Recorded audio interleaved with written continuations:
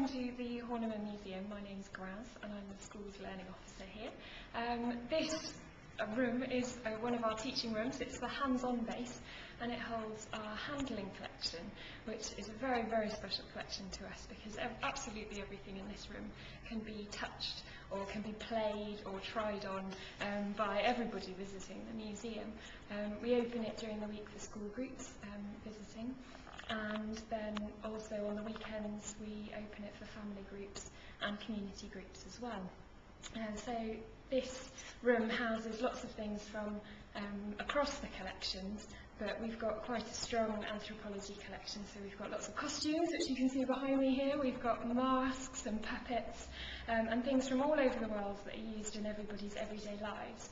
We've also got lots of musical instruments here which children can actually play, which is always a fantastic opportunity for them, and they really like making lots of noise, so that's good. And lots of natural history collections as well, which you can get up close and personal with crocodiles and shark straws and things like that, so that's good fun too. So one of the main purposes of the museum is to talk about traditional life all over the world. So we have sessions, for example, like around Africa, where we will have traditional clothing and traditional objects that people use in their everyday lives. But we also have lots of musical instruments in the collection, and these are included in lots of the traditional life sessions, but also we do musical instruments and sound from around the world, which fit into science and geography and all of those sorts of subjects. So here we've got an umbira, or a sansa from Zimbabwe, in a gourd resonator, which children can have a go at. They can hear what it sounds like and explore what life might be like in lots of different countries. We try to compare it to their lives today and how different it is, but also how similar life is, because actually the same thing's happening all over the world, and it's just a matter of how you do that.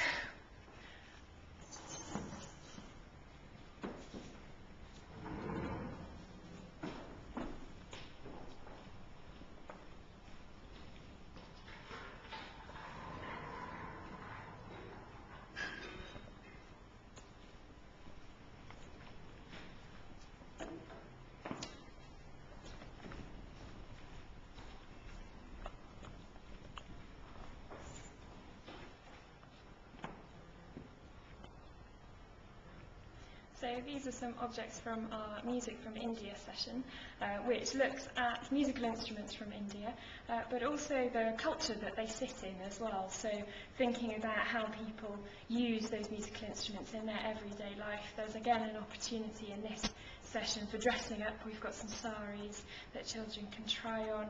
Again, musical instruments for them to try out as well, so they can hear the sights and sort of the sounds of Indian culture. And some puppets to have a go with, masks to try on, and do some role play as well.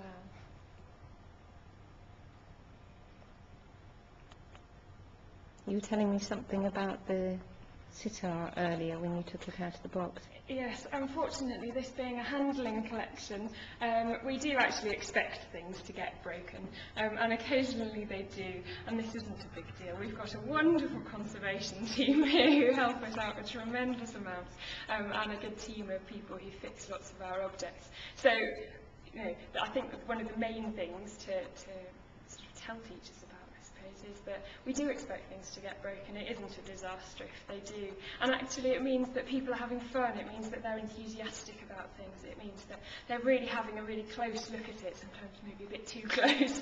But we always do lay down a couple of rules at the beginning of a session.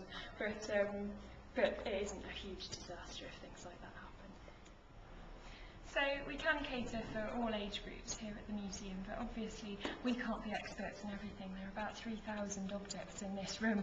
There is no way any of us can know enough about them. So we do have a really strong curatorial team here as well. So, for example, in the past we've had A-level music groups coming into the museum, and we can put on a handling session for them where they get to have a look at the instruments and things like that. But we team up with the musical instrument curators who will do a tour around the gallery and give them a bit more background about the musical instruments that maybe might be a bit more useful to their study, so we can give them the opportunity to make some noise, and the curators are quite happy to help us out with that as well.